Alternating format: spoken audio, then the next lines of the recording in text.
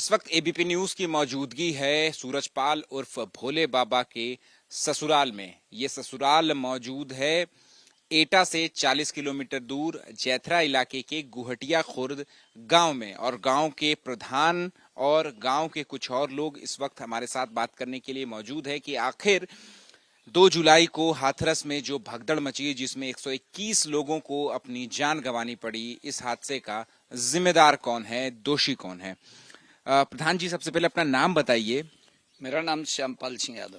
अच्छा, श्यामपाल जी, जो 2 जुलाई को जो भगदड़ मची, बाबा का सत्संग था, प्रवचन दे रहे थे, उसके बाद जैसे जो घटना, जो तस्वीरें, जो मंजर देखने को मिला, आपके हिसाब से इस घटना का दोषी कौन है? मेरे ख्याल से तो दोषी इसमें शिथिलता है, प्रशासनिक शिथिलता जिसको कहा जाए। कि अगर बताया जाता है कि परमिशन कोई देव प्रकाश मधुकर जी हैं, उन्होंने 80,000 लोगों की परमिशन दी गई माननीय एसडीएम महोदय के द्वारा। तो क्या 80,000 लोगों की परमिशन अलॉट हो गई और उसके बाद क्या उस तरीके की प्रशासनिक व्यवस्थाएं रहीं? क्या एम्बुलेंस की व्यवस्था रही? क्या पुलिस प्रशासन की व्यवस्था रही?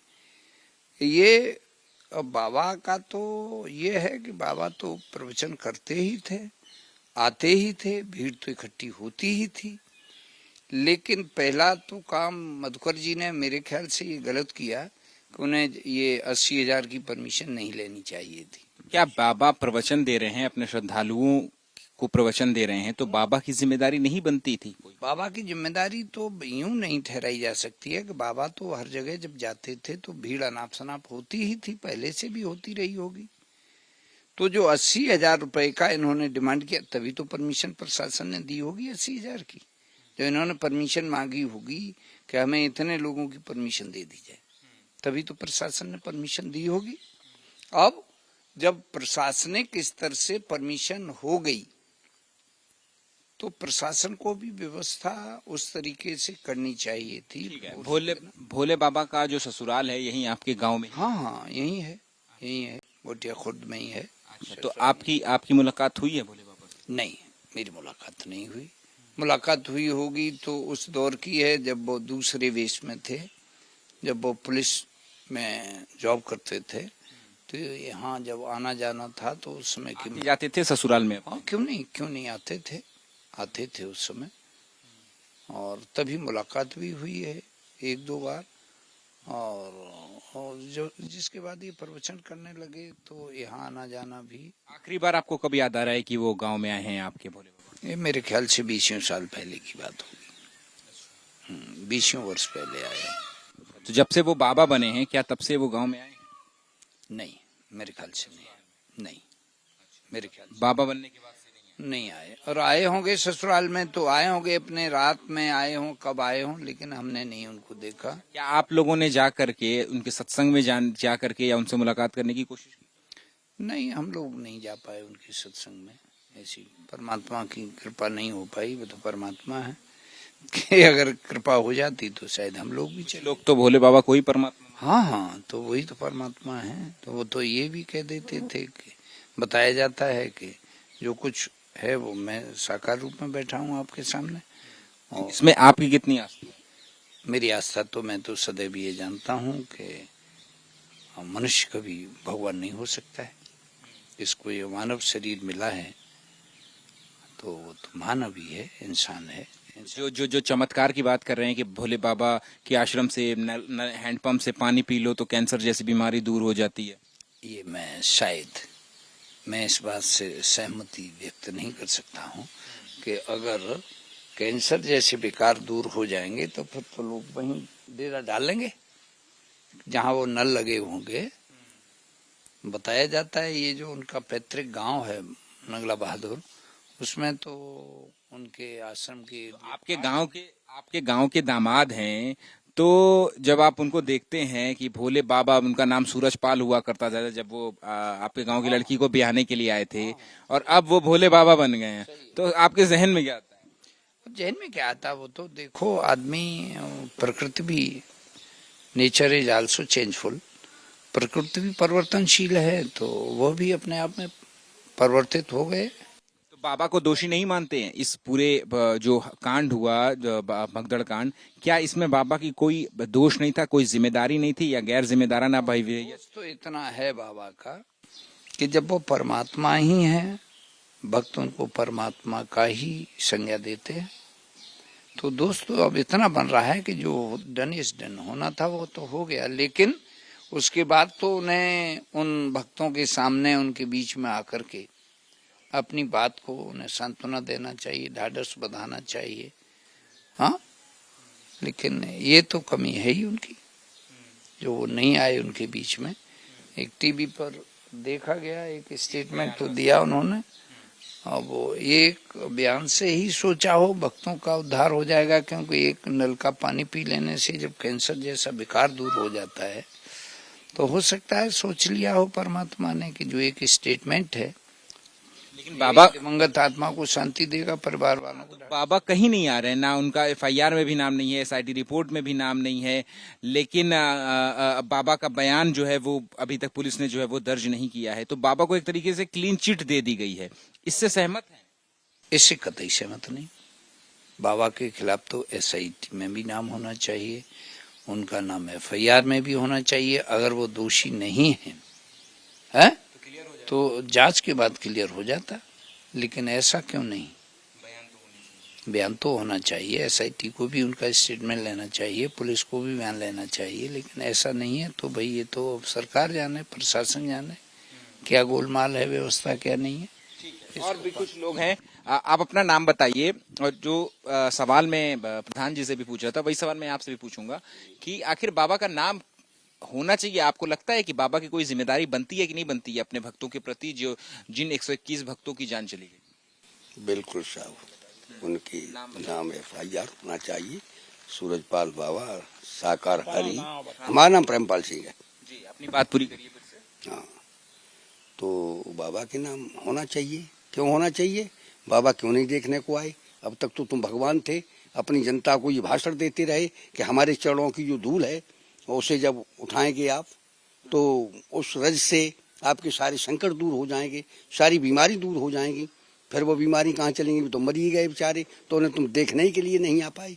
काहे के भगवान थे? सब गांव मर जाते तो सब भीड़ तो मर जाती, तो तुम कैसे भगवान थे? तो फिर आपको क्या लगता है कि क्या जिम्मेदारी तय होनी चाहिए बाबा की? जिम्मेदारी बाबा की बहुत थी। क्यों? बाबा अपनी प्राइवेट पुलिस रखते थे, फिर तो वही पुलिस कहाँ चली गई? ये जिस बाबा की हम बात कर रहे हैं, ये आपके गांव के दामाद हैं, आपकी गांव की लड़की दामाद, इन्हीं से ब्याही गई है। आप ये जो बाबा हैं वो आपके गांव में कई बार आ चुके हैं, इसलिए हम आपसे पूछ रहे हैं कि क्या बाबा भी इस पूरे मामले में दोषी हैं? दोषी है। क्यों है? कि तुमने इतनी व्यवस्था क्यों नहीं की? जब तुम ही प्रवचन देते थे तो तुम्हारी जनता इतनी भीड़ लेके भागी क्यों? और क्यों दब गए? कैसे दब गए भाई तुम जानो। तुम तो भगवान थे, तुम जगह प्रलय भी कर सकते हैं, देश को नष्ट भी कर सकते हैं, फिर तुम पे नेग नष्ट भाई ना बचाए पाए। कुछ लोग तो यहाँ तक, जो एबीपी न्यूज ने चश्मदीदों से बात करी, उनका ये भी कहना था कि मंच से बाकायदा ऐलान हो रहा था कि बाबा की चरणों की धूल लीजिए तो कष्ट दूर। हाँ सही। पहले तो कुछ दिन तो इनका ऐसा सत्संग रहा, महाराज जी का लोग बताते थे, सत्संग में जो जाते थे दोबारा नहीं जाते थे, कि वो नहाते थे उस दूध का चन्ना मित्र बटवाते थे। अच्छा। हाँ, जो जिस से नहाते थे उसी दूध का चरणामृत सबको बंटवाते थे। कथा भागवत जब होती है तो एक एक चम्मच तुलसी को पत्ता लगा के दिया जाता इस तरीके से। अच्छा। हाँ, ये भी बताया जाता है। ठीक है। मैं तो आपका नाम क्या है, और क्या आपसे भी मैं वही सवाल पूछूंगा कि इस पूरे हाथरस भगदड़ कांड में बाबा दोषी हैं? बिल्कुल। बाबा ने सब कराओ है, बाबा ने कराओ, सरकार ने कराओ, और जहाँ जे पकड़े जाते हैं जे कोई दोषी ना है। अरे मेला लगो है, लिखाई तो मेला मालिक लेते है। अरे बाबा ने जो लगवाओ तो बाबे पकड़ना चाहिए कि इन्हें पकड़ते पितो इन बेचारे पे कादर हुआ। अरे हम तो भीड़ में देख नहीं तो गए, काम तो बाबा को चल रहा हुआ, जो बाबा देख रहे हो, बाबा प्रोग्राम कर रहे हो, बाबा के पास पैसा जाते हुए, सब पैसा इकट्ठो करके बाबा ले जाए। सरकार ने 8 दिन तक बाबा क्यों ना पकड़वाओ? अरे बाबे एफआईआर कराओ, बाबा पोसे पकड़वाओ, ये तो बाद में आ जाए सब। ना FIR में नाम है, ना ही SIT में नाम है, ना ही बयान लिया गया है। हो जातो है कब सत्संग में जात को तो कब फलाने गांव के एक आदमी गौ सत्संग में भाई पकड़ लो, वहां कोई पकड़ गौ तो भाई पकड़ लो, तो जे सुनो ने जे गलत चीजें है कि ना है।